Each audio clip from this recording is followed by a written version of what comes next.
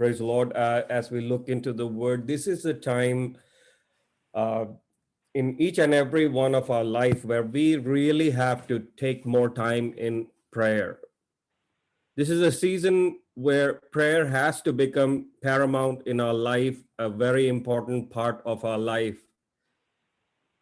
On one side, with the COVID situations and all, with all the economy slowing down and everything is happening, on the other side, in these days, it feels like these are the busiest time for everyone. In spite of all the craziness that is happening around us. And the thing that is compromised in anyone's busyness is prayer. And that is a fact that each and every one of us struggle. Prayer cannot be compromised. Prayer has to be utmost.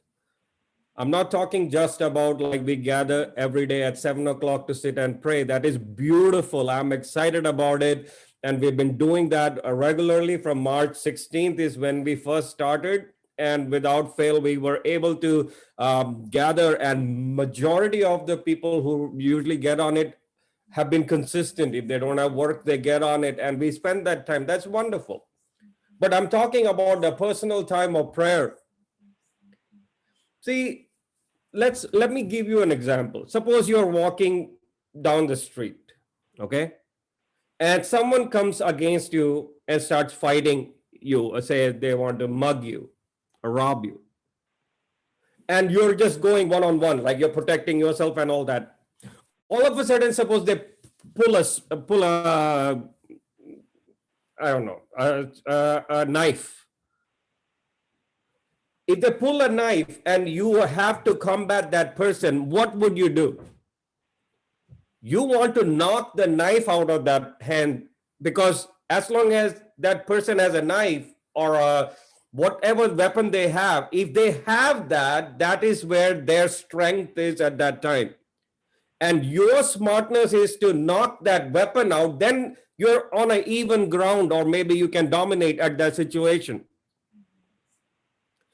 The weapon that a Christian, a child of God, has in their hand is prayer. An enemy knows that when you pray, you're attacking the enemy. And because the enemy understands the power of prayer, he knocks the prayer out of you first. Okay? Because he knows if you're praying, you are a threat to him. But if he can knock the prayer out of you with any circumstances, then he is on a dominant stage. പ്രാർത്ഥന എന്ന് പറയുന്ന ഒരു വിശ്വാസിയുടെ ജീവിതത്തിൽ, ഒരു ദൈവ മക്കളുടെ ജീവിതത്തിൽ ഏറ്റവും വലിയൊരു ആയുധമാണ്. ഈ ആയുധം കൊണ്ട് നമുക്ക് ജയിക്കാൻ പറ്റത്തുള്ളൂ.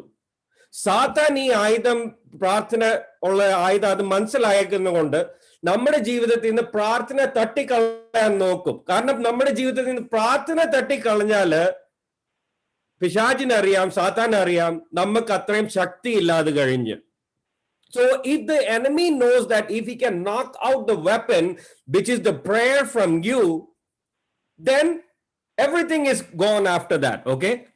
He will bring all kind of things. Maybe it's a guilt. Maybe you're tired. You're distracted. He will throw unnecessary arguments.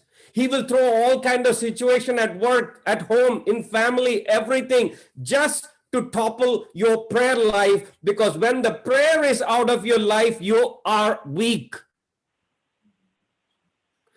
In First Thessalonians, we know this. This is the scripture we had looked earlier, but I'm not going to speak from that today. But I just want to remind that First Thessalonians chapter 5, verse 17, it says, "Pray without ceasing."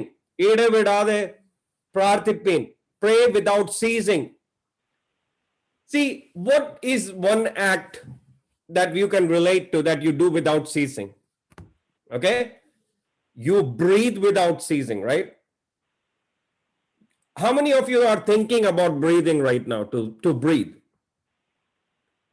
Right now, because I said that's why you're thinking about breathing. But in general, from the time you woke up till now, what was the moment you stopped breathing? you never stop breathing. Knowingly or unknowingly, it's happening. A process is continuously happening. Now, is it easier to breathe or hold the breath? Right? To hold the breath is unnatural. To breathe is natural. But when do you breathe? Because the atmosphere around you is in line with whatever you want to breathe. For example, you are in a place where there is bad smell going on. Okay? Whatever happened, it's really nasty smell. What would you do? You immediately close your nose, or you try not to breathe there because the environment is polluted at that place, and automatically the natural instinct to breathe stops. You'll be like, oh man, this stinks. Let me get out of this place, or whatever it is, or there is this wonderful Indian spicy cooking going on, and then everybody is like, oh, can you stop open the window? Oh, there's too much smell. You know, all these kind of things happen with our wonderful spicy food. You know, you people who are not from India are missing out. You don't know what you're missing, but hey, that's you have your own dishes with which the things are sometimes very, very spicy. Okay, so when those kind of atmosphere comes around you, you cannot breathe and you stop. So praying without ceasing, if for breathing, if air is around you and without knowing you automatically breathe, if the atmosphere around you is dominant for prayer, you will automatically pray. Okay, when you are saying pray without ceasing, I'm not talking about you get on your knees and you say, our Heavenly Father, I thank you. That is not possible to do 24 hours a day. But when did you, okay, each one of you, here's the question. When did you recognize that you have to start breathing?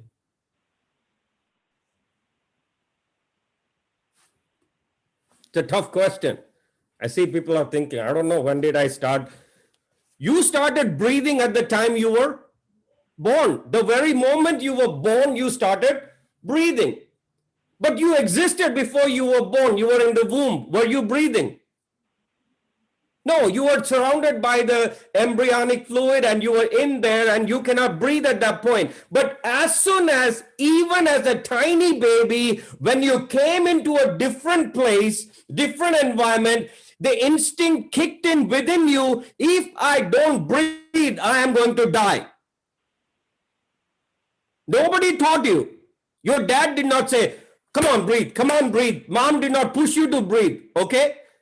But as soon as you came into existence, the realization, if I don't breathe, I will die, started that process, and it never stops. The moment you hold your breath, and it's a sign, if you hold the breath for a long time, it's a sign of death. It's a sign of end of the story. Okay? Prayer is no different. The moment you realize that without praying, your life is going to be a failure, till you don't recognize that, you will not pray. Prayer is against our nature. Nobody wakes up with that, oh, I have to pray. I have this urge to pray.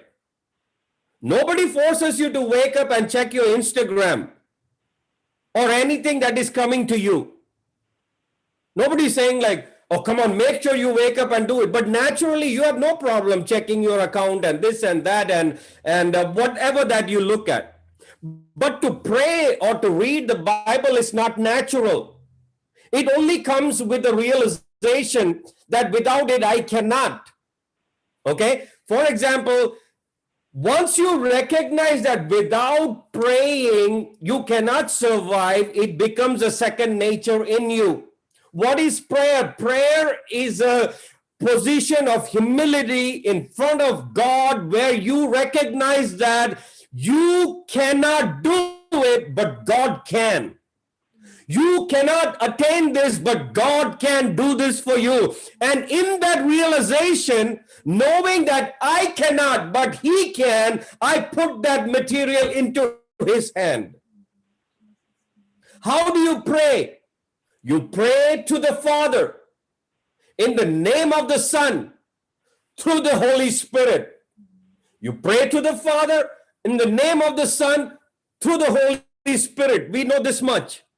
So when we are looking at this prayer part of it, the realization is what is necessary. Just like a tiny, tiny baby, not even a minute old, realizes that without breathing, the story is finished, does everything to breathe.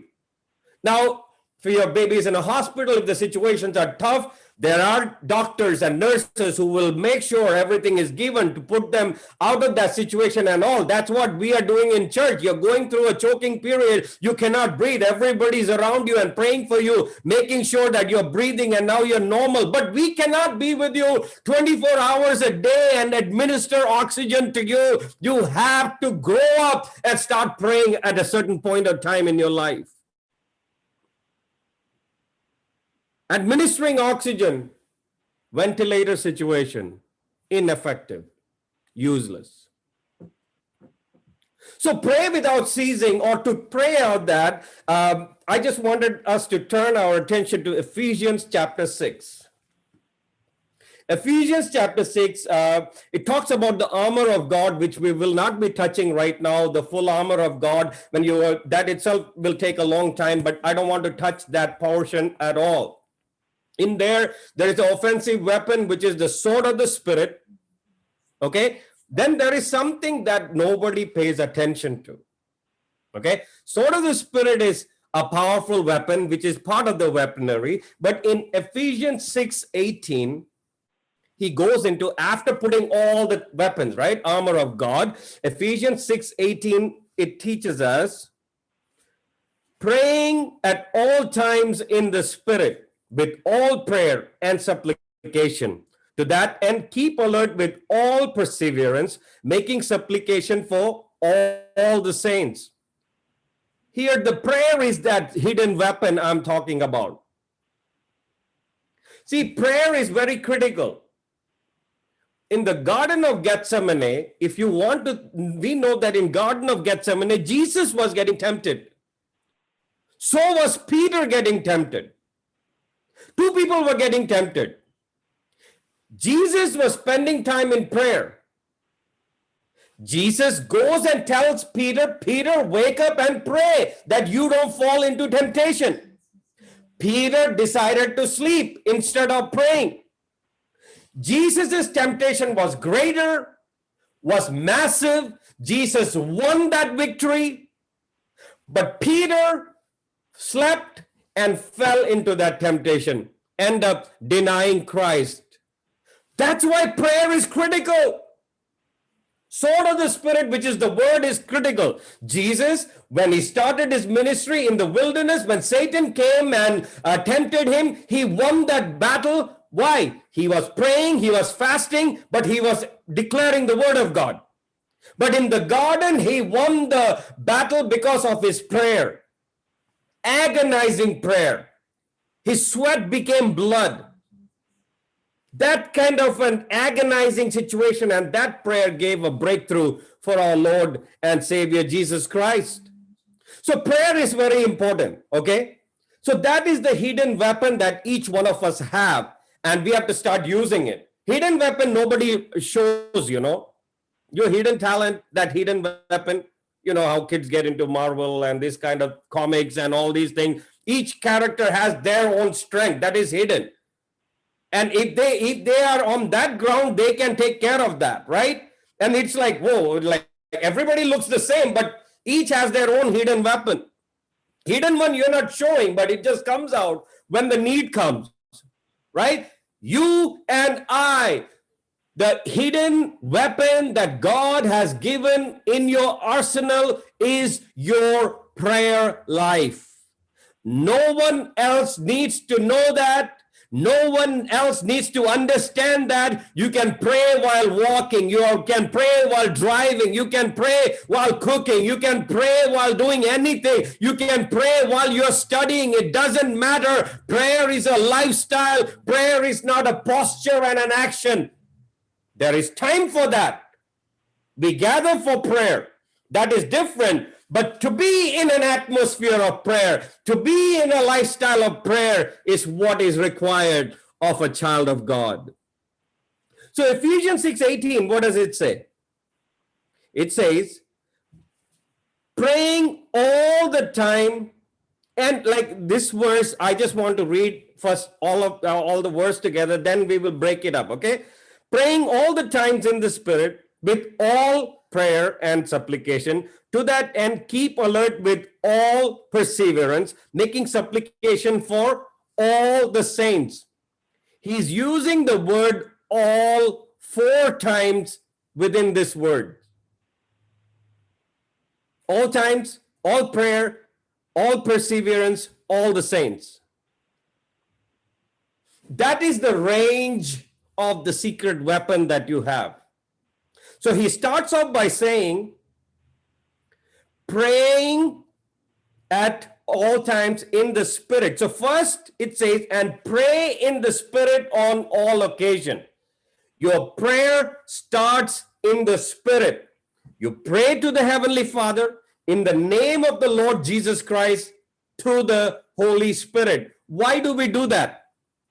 When I am praying for a certain thing, I am praying about my will, about that situation. But when I pray in the Spirit, the Holy Spirit in me is telling my spirit, then when I pray, I am praying exactly what is in the heart of the Father. Okay, that's why it's very important to pray in the Spirit. Romans chapter 8, verse 27. Romans 8:27. Likewise, the Spirit also helpeth our infirmities, for we know not what we should pray for as we ought. We don't know what we should pray. Spirit is what helps us to pray. Okay, but the Spirit itself makes intercession for us with groanings which cannot be uttered. And he that searches the heart knoweth what is in the mind of the Spirit, because he makes intercession for the saints according to the will of God. When you pray in the Spirit, you're praying according to the will of God. Get into a time of praying in the Spirit. It's very, very essential. Praying in the Spirit is a couple of ways. One is the Spirit of God gave us the word of God, and when we bring that word and we apply that word, we don't know all the word, but when we go into a time of praying in tongues, that is where you're releasing the Spirit of God and you're praying exactly according to the will of God. നമ്മൾ അന്യഭാഷയിൽ പ്രാർത്ഥിക്കുമ്പോൾ നമ്മുടെ ബുദ്ധിയിലല്ല നമ്മൾ പ്രാർത്ഥിക്കുന്നത്. അന്നേരം ദൈവാത്മാവ് എന്തോ നമ്മുടെ വാക്കുകൂടെ പറയുന്നുണ്ട് കുറെ കാര്യങ്ങൾ. And that is the most effective prayer that takes place. Okay, 1 Corinthians chapter 14, verse 14 onwards, it says, 1 Corinthians 14:14. For if I pray in tongues, my spirit prays, but my mind is unfruitful. When I pray in tongues, my spirit is praying, my mind is off. Okay, and my spirit is praying what the Spirit of God is telling my spirit to pray. Verse 15. So what shall I do? I will pray with my spirit, but I will also pray with my understanding. There is a place for both. You pray in understanding, but you also pray with the Spirit. In anything critical, I personally pray in tongues because I don't know what to pray about that. I have no idea. Everywhere I'm praying with my mind, it's my will. But when I pray in the Spirit, it's God's will that is being declared over that. Okay? So pray in the Spirit at all times. The first all is all times. See, when Jesus was teaching about prayer, in one verse that I wanted to actually share was, he said in Luke chapter 18, verse 1, he said, and he spoke a parable unto them to this end, that man ought always to pray and not to faint. Always to pray and not to faint. You have two options. Either you are a praying Christian or you are a fainted person. There is no in between. An active Christian active believer will have a prayer life. The lack of your prayer life is showing that you are fainted, you are on that ventilator, you are on oxygen support. Okay, that's a very easy test to do in your own life. And this is not a word to like examine, like to say, hey, you lack prayer. No, it's just to encourage us to start spending more time in our personal prayer. Luke 21:36. Be always on watch and pray that you may be able to escape all that is about to happen. There is a Jesus himself is saying, be always on watch, watch and pray always. Jesus's key for success was that he spent hours and hours in prayer. And whenever something major decision he had to take, he will spend all night in prayer.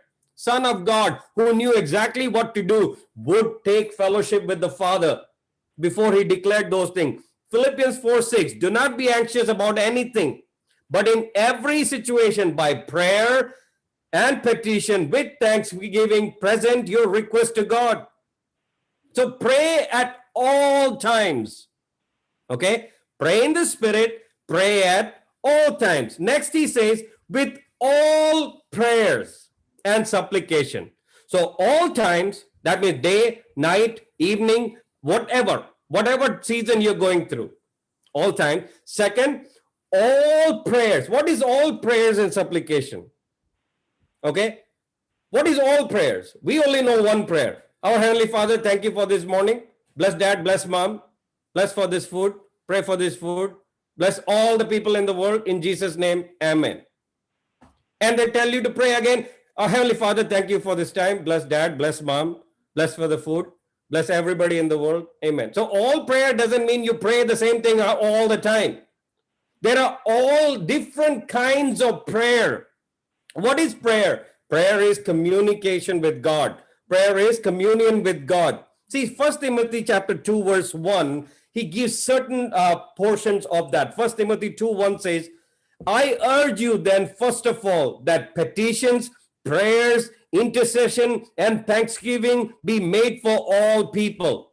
See, different things he's mentioning: petitions, prayers, intercession, thanksgiving be made for all people. And in general, we use the acronym ACTS, ACTS. We have heard about that many times. Adoration, confession, thanksgiving, supplication. In your prayer, you have to have all these things: acts, adoration, confession, thanksgiving, supplication. Adoration, you come in prayer and you adore him, you worship him, you talk to him, you praise him. Confession confession is a prayer where you're confessing, Lord, I messed up, I goofed up, forgive my sins, wash me with your blood. There has to be a thanksgiving. That's a kind of prayer. Thank you, Lord, for the breath that I breathe. Thank you for all. Then there is supplication, or there are two kinds of supplication. One is a petition and one is an intercession. Okay. Supplication is more than prayer. You are specific about what you're praying. I can pray, Lord, bless the whole world. That's a prayer. But now I zoom in and I say, Lord, bless India. I have little more narrowed it down. But then I say, Lord, bless Kerala. I'm little more specific. Lord, bless that district where there is a persecution going on. You see, the more supplication is very narrow and precise. Vaguely when you say, or precisely when you say, that is the difference between a general prayer and supplication. Lord, my child is going through this situation. I want you to move on his behalf, her behalf in this case. That is a supplication. And you don't give up. And the other part of supplication is intercession. So one is petition and intercession. You intercede for someone. You get in the gap for someone. So prayer is not something that is boring. Prayer is very much so many things you can do in prayer and so many different ways you can pray, but only prayer is what you do with a rosary, then you're stuck with it, right? You don't know how to pray. You're just repeating some mumbo jumbo something. And Jesus taught very clearly, do not be like pagans, repeating words, and thinking with more repetition, God will hear you. It doesn't work that way. Okay. So now the first was in prayer, all times. Second is all prayers. Third, he says, keep alert with all perseverance. It's very important. Keep alert or keep a watch. Okay. And some people are more gifted than others in this area, where they have the discernment. Okay. Where they can discern and see, okay, this person is going through a hard time. Or I sense that in my spirit that this family is going through a tough time. And they're keeping watch of it. And they will reach out to them or they will pray extra for them. And you have to be alert. Any army, the reason any country's safety is safe is because they have guards on alert at the borders. If the guards are sleeping at the borders, then it's easy for enemy to attack. And the children of God, the greatest God system we have in our church is our dads and moms who are constantly praying time in the presence of God. Children, your safety is not because you're so smart when you drive, you have the best driving skills, and you have the best ADT system. None of that is protecting you. Your protection is the tears of your mom. Your protection is the prayers of your dad. Your protection is the church is interceding for you. Every day, people are spending time naming your name and they're praying for you. That lies where your safety is. Hallelujah. Do not think you're so smart, so brilliant, and you're so above everything that it's your smartness that has made you reach where you are. Nothing of you got you where you are. It's the tears and fasting and prayers from someone else who have spent time interceding for you, supplicating for you, fasting for you, praying for you. It goes for everyone on this line right now. There are people without your knowledge who are praying for you. Maybe this auntie was cooking and she had you in her mind. In her cooking time, she was praying for you. That is what is giving you victory. Not your IQ, not your ability to take tests, not because you're very smart. It's just the grace of God that you're connected with a fellowship where people are praying for you. Amen. So this is, you keep alert, and God wants us to be that on watch. Keep watch. God has placed people like this who is on alert. And what do they do? With all perseverance. What is perseverance? You persevere, like you hang on to it. You don't give up. You're like that crazy dog that if he bites something, he won't let go. Same way, you're persevering in prayer. In Romans chapter 5, it's a great explanation about perseverance. It says, not only so, but we also glory in our suffering because we know that suffering produces perseverance, perseverance, character, and character, hope. We all like to have a great hope and great character. And it's not going to happen if you don't persevere in the prayer life and presence of God. The person who spends time in prayer and perseveres through it has a great character and a great hope and a future. It's all connected. All perseverance. Okay, we have youth meetings, so I'm going to close very soon. Make supplication for all the saints. That's the fourth one. Prayer cannot be selfish. Me, my wife, my children, end of story. Me, my wife, my children, end of story. Me, my wife, my children, end of story. You are selfish. Your prayer has to expand. There is so much that is happening around the world. You watch news like a junkie. Are you praying about that? You spend time and you're doing all kinds of things. Are you praying for that? There is amazing persecution that is going on in such high level around the world. Are you praying for that? Or only prayer is about your test that you're going to take today? Grow in praying for all saints around the whole world. So today, I just want to encourage each one of us to grow out of our selfish prayers and to remind ourselves, let our prayer expand. As here, we just read the verse, praying at all times in the Spirit. Get in the Spirit. Stay connected with the Holy Spirit every day. Pray at all times, all kind of prayers, all perseverance, and for all saints, for everyone.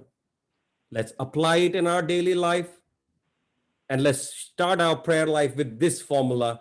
May the Lord bless us with these words. Amen. Amen. Hallelujah.